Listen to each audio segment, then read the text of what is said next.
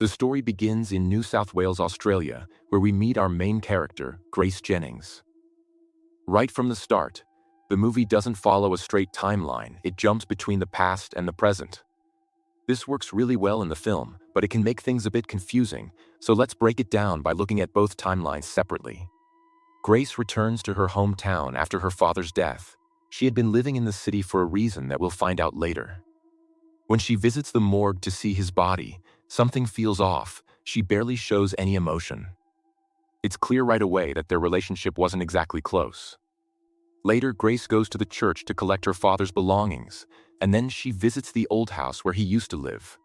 The place is in terrible condition, making it obvious that his final days were lonely and miserable. While exploring the basement, Grace finds an old knife with a strange symbol carved into it. It immediately grabs her attention, but just as she's examining it, she suddenly hears a noise. Startled, she rushes upstairs to check, but there's no one there. This only makes her feel even more uneasy. Grace also has a brother named David, but they haven't spoken in years. She tries to call him to tell him about their father's death, but he doesn't pick up. We also learn that their family originally came from England, and their great-grandfather was involved in an old mining business, hinting that something dark from the past might be connected to all this. Looking for answers, Grace decides to visit her Uncle Rex, hoping he can help her find David. But Rex tells her something shocking. Her father had transferred all his assets to the church, and he had kicked David out of both the house and the church a long time ago. He even warns Grace not to look for him, saying it's better if she stays away. But Grace doesn't listen. She continues her search, even after learning that David might be living in a rundown industrial area, possibly surrounded by drug users, suggesting he may have fallen into addiction. During this visit, Grace also learns something disturbing. Rex claims that his wife, Grace's aunt, died a year ago, which leaves her shaken. Later, sitting alone in her car, Grace goes through her father's belongings more carefully. She finds some very old documents dated back to 1874, connected to something called the Bathgate Mineral Company. Along with those papers, there's also a strange book filled with references to demons, angels, heaven, hell, and dark rituals, but its title is never revealed. Then, when Grace stops at a nearby store, she notices a missing person poster, and the face on it is her aunt. At that moment, everything clicks. Her Uncle Rex lied. Her aunt didn't die. She disappeared. Following the directions he gave her, Grace heads to an abandoned industrial zone. There, she notices a van picking up certain people. Not everyone, just a selected few. Strangely, they go willingly, even though they have no idea where they're being taken. During this, Grace speaks with a woman who doesn't know David, but explains that the people taken by the van are being chosen for some kind of utopia, a perfect place hidden deep in the forest. When Grace asks if she's ever been there, the woman says no one who goes ever comes back. That only deepens the mystery and makes it clear something is seriously wrong. The woman seems influenced by something and refuses to say anything more. Grace reports David is missing, but she already knows the police won't be much help. So instead, she tracks down her former geography teacher, Mr. Green, a man who was fired years ago because of his alcoholism. She recognizes him as the same person she saw earlier helping load people into the van. Hoping he knows something, she offers him money in exchange for answers. Mr. Green admits that David joined a community in the forest, a place filled with hippies and addicts that they call utopia. He warns her that the place is strange and that no one who goes there ever returns. But Grace doesn't care. She's determined to find her brother and bring him home. Before leaving, Grace visits her sick mother, who begs her not to go. Grace promises she'll come back safe. She also meets her Uncle Rex again, who warns her to stay away from the forest. He's clearly terrified of something. Still, when she asks him to come with her to search for his wife, he refuses. The next day, Grace and Mr. Green enters the forest. Suddenly, she freezes. Something terrible happened to her there before, though we don't know what yet. Sensing her fear, Mr. Green promises to protect her, which calms her enough to keep going. Using a map, they push deeper into the woods. Mr. Green seems to be the only one who knows where David might be. Before nightfall, they set up camp. Grace learns he lost his job because of alcohol and that he once worked in the local mines. That night, she can't sleep. She keeps her father's knife close, unsure if she can trust him. The next morning, she spots a strange symbol, an animal carved into a tree. Mr. Green brushes it off, saying it was probably done by local kids. Later, Grace realizes her phone is missing and immediately suspects him, but he proves he doesn't have it. During their conversation, Grace reveals the truth about her father, his dark past, his connection to a cult, the abuse she suffered, and how he once tried to harm her. It was David who saved her and helped her escape to the city. Everyone in that town knew the truth, but they stayed silent, probably out of fear. Her father admitted his own family had failed him, and now he wanted to start a new one, with Grace. But his intentions were dark, disturbingly dark. David suffered too, but he endured it all in silence. Before settling down for the night, Mr. Green hands Grace a radio, telling her she can use it to contact forest rangers if she ever gets lost or starts doubting him. At that moment, he actually seems trustworthy. But the next morning, he's gone. Grace searches everywhere, calling out for him, but there's no answer. Panic slowly takes over as she realizes she's completely alone. The radio doesn't work, and her phone is already missing. Now trapped in the middle of the forest, she stays close to the campsite as night falls. Uneasy, she scans the darkness with her flashlight, but there's no one there. Then suddenly, the radio crackles to life. A man named Michael responds, claiming he's lost too. They agreed to meet the next day. For Grace, it feels like hope maybe can help him or escape with him. On her way, she drinks water from a nearby stream, but something about the taste feels off, wrong. As she keeps moving, she tries to climb over a rock, when suddenly, an invisible force shoves her. She falls hard. Her leg breaks, and everything goes black. When she wakes up, the pain is unbearable. Using a piece of wood for support, she limps all the way back to camp. Sitting under a tree, she suddenly hears footsteps. Her heart races. She looks around, thinking Mr. Green has come back. But no one's there. Terrified, she grabs the radio and calls Michael again. He tells her he's near her tent, but she still sees no one. Something feels very wrong. Trying to stay calm, Grace lies. She says she's inside the tent, even though she knows something isn't right. Not trusting him, she hides behind a tree, keeping her distance so she can watch what's really happening. Over the radio, Michael insists he's right outside and begs her to come out. That's when Grace realizes he's lying. When she says she can't see him, his voice turns cold.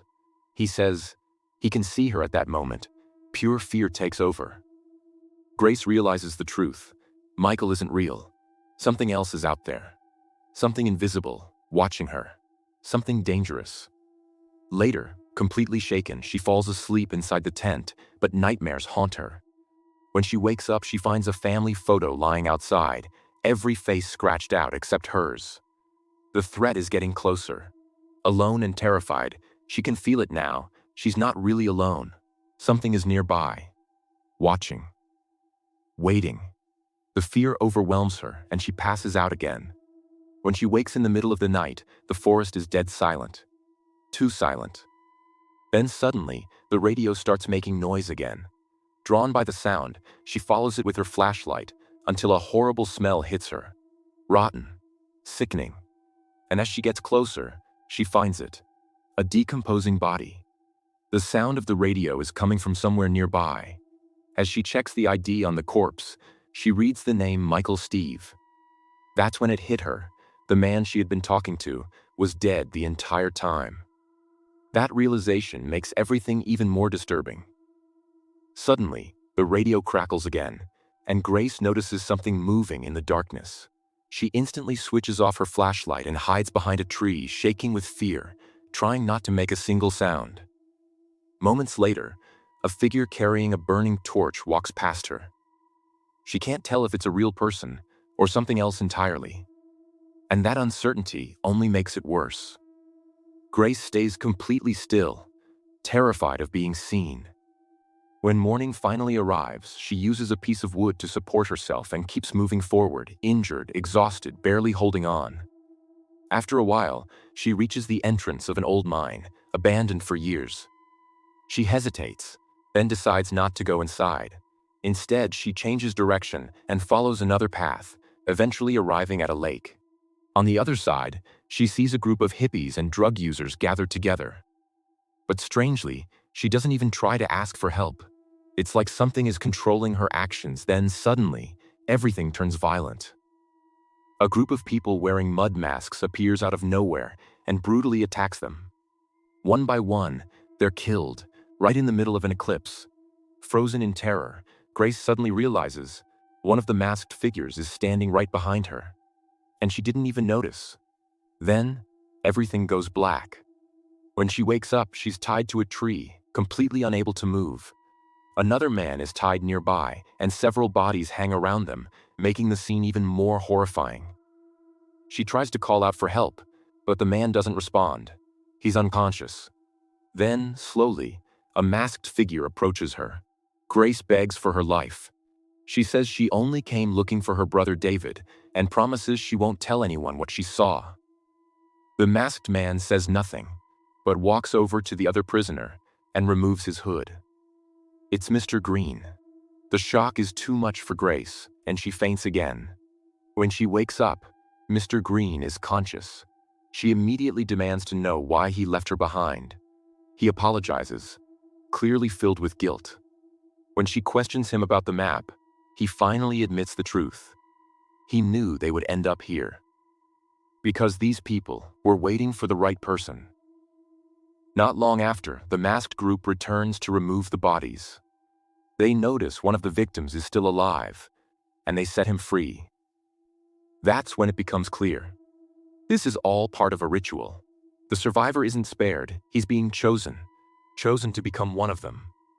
Now it's obvious, this group follows something dark, something violent, and Grace is trapped, with no way out. Then, suddenly, someone approaches her. It's David, her brother. He unties her, and even gives her food. Seeing him alive, Grace feels both shocked and relieved. After everything she's been through, she doesn't even know how to react. David tells her he never expected her to come back, but admits he's glad she did. When she asks who these people are, he explains. This place is home to something ancient, an entity connected to lost souls, and their family has always been tied to it. But Grace refuses to believe him. Then, David reveals something deeper. She didn't come back just because their father died. She came back because of guilt. Guilt for leaving and never returning. He confesses that their father was abusive, so cruel that it drove him to attempt suicide, twice. But he survived. And after that, this place found him. Just like it has now found Grace. Hearing this, Grace becomes furious. She refuses to accept it, because no matter what he says, those people are killing innocent lives.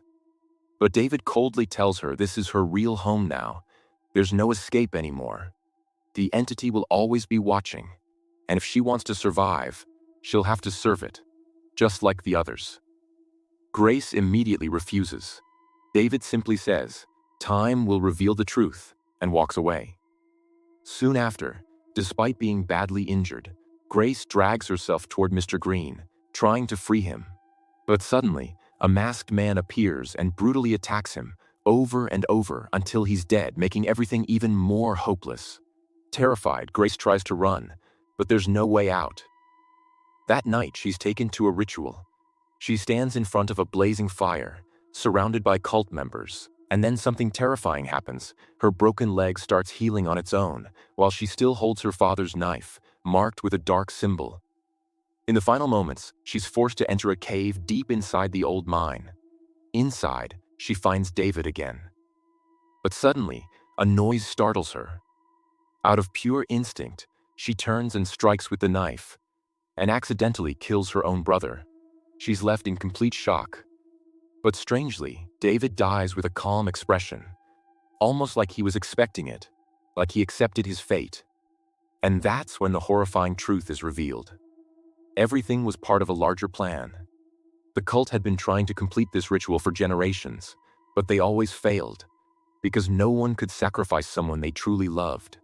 Grace's father failed because he never truly loved his family.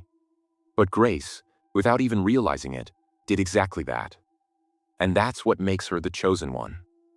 Soon after, she begins to see disturbing visions, her family smiling at her with pride, mixed with dark symbols, shadows, and eerie whispers filling her mind, until finally, she appears wearing the same mask as the others. The film ends with a chilling reveal. Grace is now part of the cult, possibly taking on a powerful role as a leader or a messenger of the dark entity. And that's how the story ends. Subscribe to this channel for more stories like this.